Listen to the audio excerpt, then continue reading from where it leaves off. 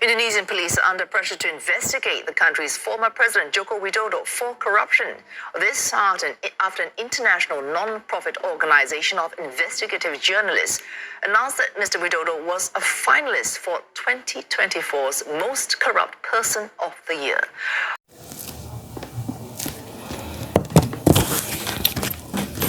Assalamualaikum warahmatullahi wabarakatuh. Alhamdulillah, wassalatu wassalamu ala rasulillah.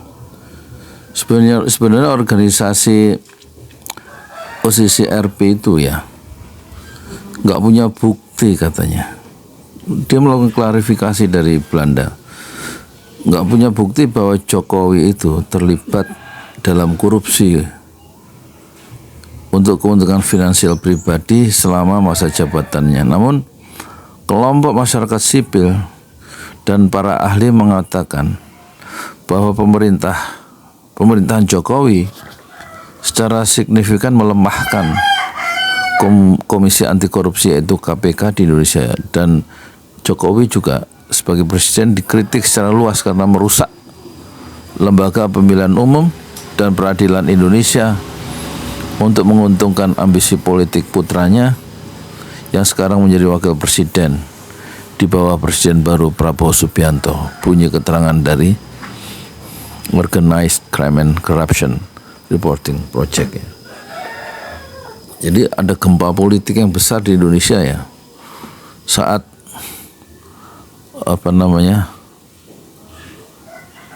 tanggal berapa itu, hari Kamis kalau nggak salah itu ya, itu mengeluarkan pengumuman yang menggemparkan ya, diunggah 2 Januari, itu kan hari Kamis ya. Jadi organisasi OCCRP ini menerima lebih dari 55.000 email ya. Terus dari informasi yang masuk, terus organisasi ini mengerucutkan 5 tokoh dengan suara terbanyak ya dalam daftar finalis tokoh paling korup 2024. Ada 5 ya. Pertama yang paling banyak itu kiriman dari seluruh dunia. Presiden Kenya William Ruto 1. 2 mantan presiden Indonesia Joko Widodo Jokowi. 3 presiden Nigeria Ahmed Tinubu. 4 mantan Perdana Menteri Bangladesh Sheikh Hasina, dan pengusaha India Gautami Adani. Artinya organisasi ini milih Bashar al-Assad ya, sebagai Person of the Year ya, tahun 2024. Di luar tokoh dengan nominasi suara terbanyak tadi, karena Bashar dianggap melakukan kejahatan dan korupsi secara global ya, bukan secara global kali, secara brutal ya, sehingga merusak demokrasi dan hak asasi manusia ya. Dan penghargaan dalam tanda petik itu diputuskan oleh panel juri ahli dari masyarakat sipil, akademisi, dan jurnalis global ya. Organisasi Crime and Corruption Reporting Project ini adalah jaringan jurnalis investasi global ya, yang mendukung. Ini gimana sih, mendukung lebih atau didukung sih dari 50 media independen di 6 benua termasuk Eropa, Afrika, dan Asia Tengah. Pokoknya pointing ini loh. Ini nggak teliti nih suara.com ini. Jadi pokoknya gini loh, ada satu sejarah buruk yang kita terima, yaitu Presiden Jokowi, presiden ke-7 yang baru saja pensiun tanggal 20 Oktober 2024 itu dimasukkan ya dalam salah satu orang yang paling korup di dunia ya, nominatornya, salah satu nominator. Dan ini nggak bisa, nama buruk ini nggak bisa dibersihkan baik oleh bansos oleh instrumen bansos, nggak bisa dibersihkan oleh para buzzer, nggak bisa dibersihkan juga oleh negara, oleh Prabowo, ya kan? Inilah takdir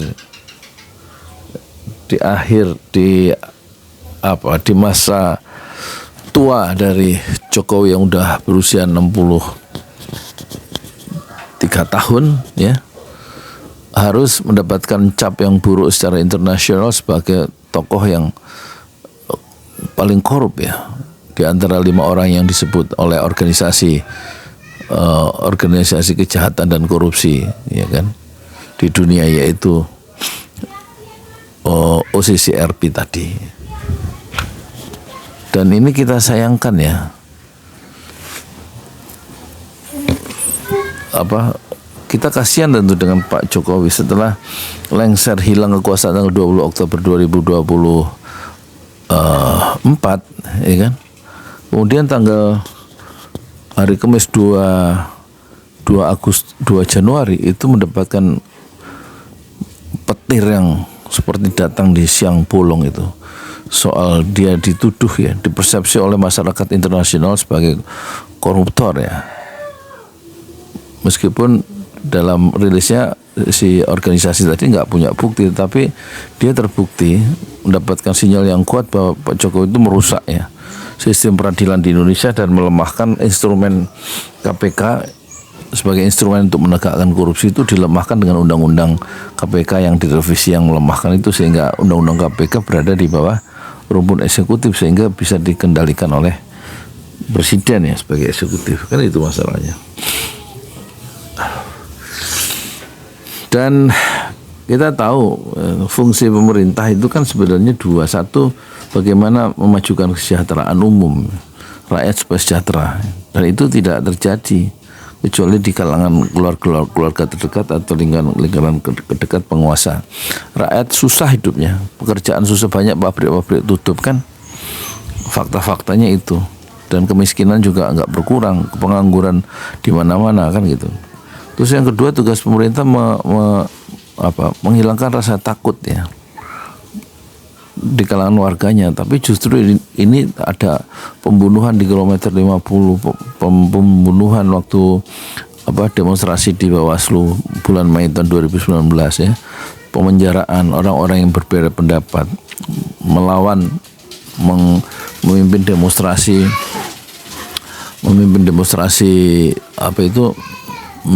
menentang Undang-Undang Cipta Kerja, itu di penjara seperti Jumhur Hidayat, ya. Dan mengkritik kebijakan Jokowi juga di penjara. Ada Gus Nur, ada Anton Permana, ada Syahganda Nainggolan, ada Habib Rizik. Malah Habib Rizik dikejar dan anak buahnya, santrinya dibunuh di jalan, ya, di kilometer 50. Dan Jokowi diam saja, nggak memberikan respon. Itu berarti dia menyetujui pembunuhan itu, menciptakan rasa takut pemerintahan Jokowi itu, ya. Karena mengkritik pemerintah itu dikriminalisasi, ya. Itulah yang bukti pemerintahan kemarin itu gagal, ya, kalau dilihat dari dua ukuran itu, ya kan. Dan kita berharap Prabowo memperbaiki itu, rakyat sejahtera, harga-harga barang itu terjangkau, bukan dinaikkan pajak 12% itu, PPN yang bikin ribut lagi, ya kan. Jadi kita kasihan dengan Pak Jokowi setelah dipecat tanggal 16 Desember sebagai kader PDIP. Tentu itu suatu pukulan secara internal, ya, pukulan dalam negeri yang sangat kuat yang diberikan oleh PDIP tanggal 16 Desember, ya, saat surat pemecatan itu dikeluarkan, ditandatangani oleh Megawati dan Hasto Kristianto. Sementara dengan berganti tahun, hari Kamisnya tanggal 2 Januari itu secara internasional Jokowi itu mendapatkan pukulan yang mematikan, ya, dinobatkan sebagai salah satu nominator pemimpin atau mantan presiden yang paling korup, ya, versi organized crime and corruption reporting project ya. Jadi kita perlu kasihan ya. Dan tentu Pak Jokowi membela diri, coba tunjukkan buktinya. Kalau saya korupsi. Jadi kemudian diklarifikasi memang nggak ada buktinya secara langsung, tetapi terbukti Jokowi sebagai kepala pemerintah, sebagai presiden itu melemahkan instrumen penegakan hukum di KPK ya, sehingga ekonomi, sehingga korupsi itu justru meningkat ya. Kalau lihat data dari ICW Indonesia Corruption Watch, itu data tahun 2019 di awal pemerintahan Jokowi, kasus korupsi di zaman Presiden Jokowi itu 271 kasus, tapi 3 tahun kemudian ya, atau 4 tahun kemudian data yang sama dikeluarkan oleh ICW sebagai NGO yang fokusnya adalah korupsi, itu Desember 2023 korupsi di zaman Jokowi itu meningkat 3 kali lipat ya. Jadi 791 dari 271 menjadi 791. Dan indeks CPI Corruption Perception Index yang dikeluarkan oleh Transparansi Internasional juga, kita berada di posisi yang negara yang 50 negara yang korup ya. Karena selama 10 tahun kita posisinya di bawah ya, dengan skor 36 ya. Ya kan? 36. Sementara skor 98 itu 10 besar pertama di atas 80 sampai 98 itu termasuk Singapura, termasuk Finlandia, Swedia dan lain-lain itu. Kita jauh ya. Di persepsi sebagai negara yang korup. Jadi kita lihat ya, secara internasional kita tidak memiliki potret yang bagus ya, karena perilaku dan kebijakan politik yang dilancarkan oleh Jokowi sebagai presiden 2 periode. Korupsi merajalela, kemudian juga secara personal dia dipersepsi atau dinilai sebagai tokoh yang korup menurut OCCRP tadi, organisasi dunia, NGO dunia yang fokusnya juga korupsi ya. Dan kemudian kesejahteraan tidak meningkat, itu pemenjaraan orang di mana-mana. Di zaman Jokowi menulis buku bisa masuk penjara seperti Bambang Tri yang sekarang belum keluar dengan Gus Nur itu. Gus Nur itu mendatangkan Bambang Tri diwawancara dalam podcastnya, kemudian Gus Nur sebagai pemilik podcast itu masuk penjara dengan alasan SARA loh. Ini bagaimana sih?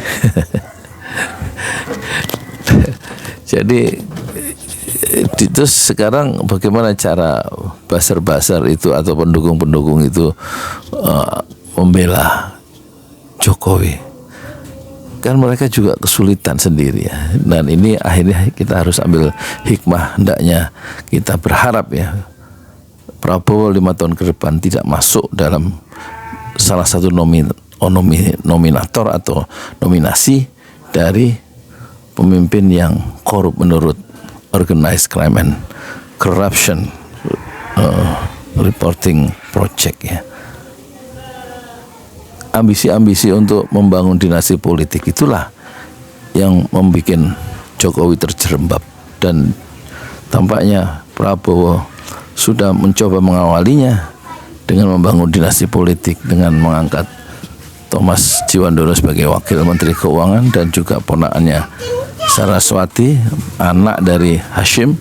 Hashim adalah adik dari Prabowo, itu menjadi wakil menteri kalau tidak salah. Sementara pelarangan pameran lukisan itu sudah mulai ditunjukkan di 100 hari pertama Prabowo, dilarang oleh Fadlizon sebagai Menteri Kebudayaan. Pelarangan ekspresi perbedaan pendapat yang berbeda, ekspresi bebas itu mulai dilarang di zaman Prabowo, dan kemudian dinasti politik itu mulai menguat ya, mulai ditampakkan oleh Prabowo dengan mengangkat ponakannya, dan kemudian mengangkat ponakannya baik Thomas Ciwandono maupun Saraswati, dan juga Pramono Anung juga memiliki anak yang menjadi bupati di Kediri. Dan menurut catatan dari NGO itu ada 30% dinasti politik itu sudah merayapi ya di berbagai provinsi, di berbagai daerah, yang tentu akan menghancurkan Indonesia sendiri. Persoalannya karena di atasnya, di puncaknya, yaitu Jokowi memulainya dengan sangat antusias, yaitu dengan membela Gibran Raka Buming Raka dan Kaisang yang ternyata gagal karena ada peringatan atau perlawanan dari civil society. Kalau tidak, tentu dia mencalonkan diri sebagai calon gubernur DKJ ya. Tapi peraturan itu ditolak ya. Dan sementara mantunya sudah berhasil didorong ya menjadi calon atau menjadi gubernur Sumatera Utara. Dan ambisi untuk memajukan dinasti politik dengan membela anak, menantu, menguasai sumber-sumber politik, kekuasaan politik itu ternyata menghasilkan buah yang pahit ya. Secara internal dia dipecat oleh PDIP dan secara internasional dia dipukul oleh masyarakat internasional sebagai salah satu tokoh yang paling korup di dunia pada tahun 2024. Selebihnya Anda nilai sendiri ya, saya cuman merangkum sana sini dan memberikan satu warning kepada pemerintah sekarang supaya menghentikan dinasti politik dengan aturan yang dibuat di DPR, dan hendaknya itu dibahas. Tapi tampaknya selama 5 tahun ke depan dinasti politik akan semakin menguat dan menyebar. Assalamualaikum warahmatullahi wabarakatuh.